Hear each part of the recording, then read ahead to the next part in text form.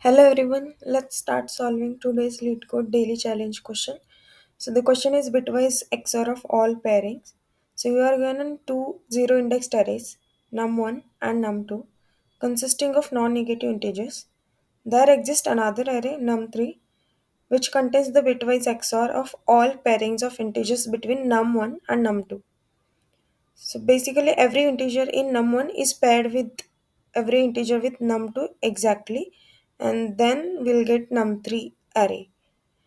And again we have to do the bitwise XOR of all the integers in num3 and we have to return that answer. So this question is marked as medium level, but we will solve this question in simple way. I'll tell you a trick. So here in this example, you can see nums1 is this and nums2 is this. First, what they did is a possible nums3 array. Okay, so they calculated 2 XOR 10, 2 XOR 2, 2 XOR 5, 2 XOR 0, and again 1 XOR 10, 1 XOR 2, 1 XOR 5, and then they'll get this array. Okay, so basically 3 into 4, that is 12. So this the size is 12. So at the end again we have to do the bitwise XOR of all these numbers. So first understand in XOR what is there. If we do 1 XOR 1, we'll get 0. Okay, and if we do, and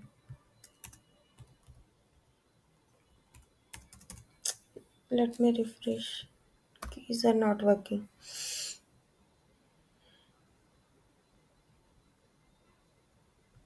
Yeah, okay, so 1 XOR 0 will be what? Will be 1. Right, so understand, if we have the same bit, okay, then we'll get 0, and if you have a different, and we'll get some value, but in this case 1 XOR 0 will be 1. Okay, so this we have to consider, and then we will do this thing. That means we can say if we have same value to XOR, that means x XOR x, it will be 0, and x XOR y, it will be some value. Like here you can see 2 XOR 10, it is 8. 2 XOR 2 is 0, as both are same. Again 2 XOR 0 is 2. So here x XOR 0 will be x, y XOR 0 will be y. Okay, so this is the property for XOR. Okay, so let's understand this question. We will just do the XOR and then we will see. Okay, so the brute force approach will be the same thing. Here we are doing 2 XOR 10, we will get 8. Again here 2 XOR 2, we will get 0. If we do 2 XOR 5, we'll get 7. And 2 XOR 0, we'll get 2. So similarly for 1 XOR 10, it will be what? It will be 11. So here you can see the value. Okay, I'm using the same. And 1 XOR 2 will be 3. So similarly, we have to find for all, and at then we have to do the XOR. So this is a brute force approach. I will show the code for this also, because some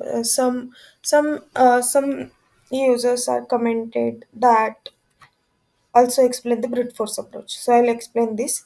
So first what we will do, we will take one integer, let's say result is initially 0. As I said, 0 XOR any value, let's say here 0 XOR y will be y. Okay, so our result like, it will not affect. So int num1 of nums1 for int num2 of nums 2. Okay, so I'm going to explain the optimized one also. First, let's see the brute force approach. So here what we will do is result XOR with, because at the end we have to do the XOR of all, right? So I'll store in result, and before that what I have to do, XOR of num1 and num2.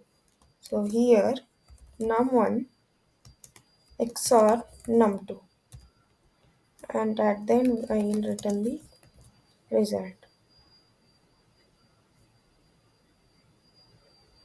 Yeah, you can see if I submit, okay, we will get, let's see what we will get.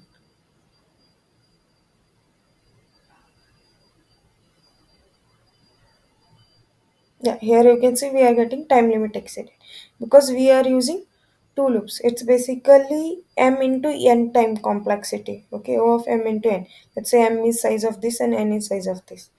So we have to optimize this. How? Let's see. We will make use of the property of XOR and we will understand what's happening, and then we will modify our code. Okay, so here you can see, I'm doing as at the end we have to do the XOR of all, right?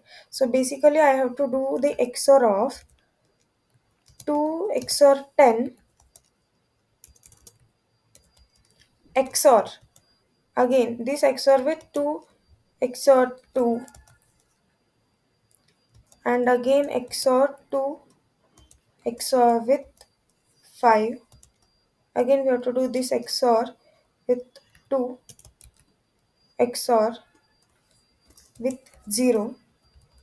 So basically here this 2 XOR 5, 2.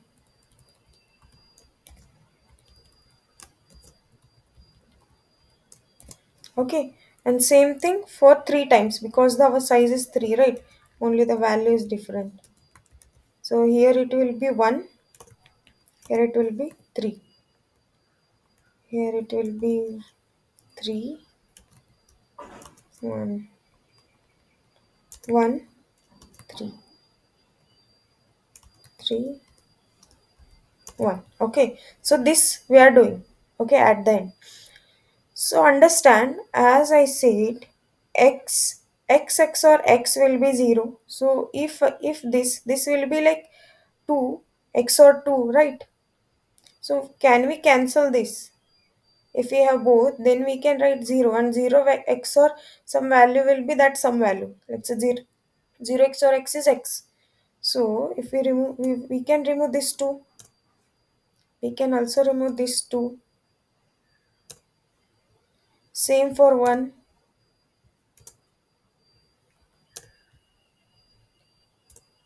Same for 3. If I get another 3, I'll remove. So basically here we have 4, 3. That is why we can remove all the. If we have only 3, okay, let's say here we have 10 only 3 times. So we can cancel 2 times and third will be remaining. So for 2,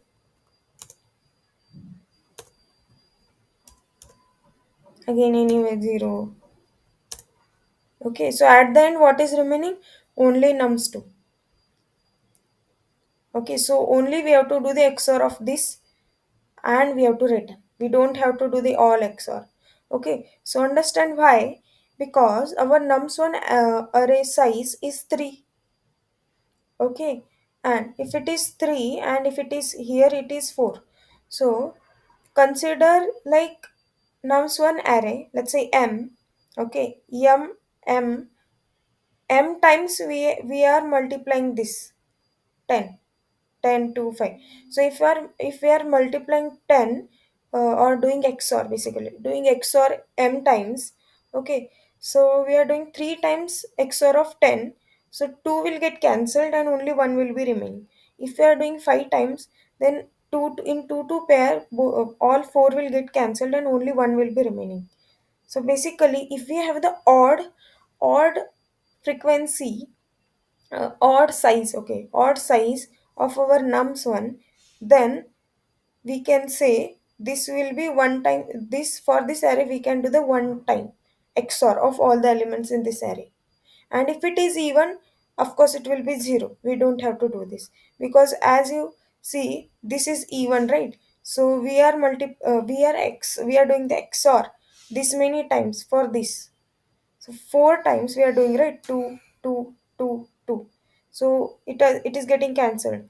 So here you can conclude that if we have even, okay, if we have both even, okay, let's say we have this also even time, okay, even number of size, that is we have another 4, so we'll get one more row like this, and again this 10 and 10 2 2 will get cancelled, so 0. If both are even, okay, size, then we can say our answer is 0.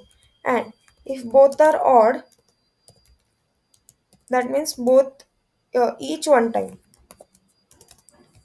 each one time. So we have to do the XOR of this nums 2 one time and XOR of nums 1 time. And again, if we have one odd and one even, then we will do the XOR of odd. Okay, so let's see, XOR of odd, that means here if we have odd, so we'll do the XOR for even, okay, not odd, because we are, what we are doing is, if this is odd, then we have to do the XOR for this. So instead of writing, yeah, we can write this because we are considering this case. Okay, so let's code this. Int m is equal to nums1 dot length, int n is equal to nums2 dot length. And first, if my m percent 2 is not equal to 0, that means this is my odd, so same case. So what we have to do, we have to XOR the elements of nums2. So I'll take one result, and result is equal to 0, and I'll do this thing for int num2 of nums2. We have to do the XOR, that is result XOR equal to of nums2. Okay, and if my this, okay, so if my second array, okay, this size is odd, then we have to do the XOR for this. Okay, as I explained, if this is odd, okay, the size of this is odd, then that many times we have to do the XOR for this, right? So if it is odd, so let's say 5, then 4, if 4 times is there, that will get cancelled. Each pair will get cancelled, only one time will remain. So if it is odd, we have to do the XOR for this. If it is even, no need, because anyway it will get cancelled, right? We don't have to do the repetitive thing. So nums1 and here result XOR equal to num1. Okay, and at the end we will return our result. So let's run this.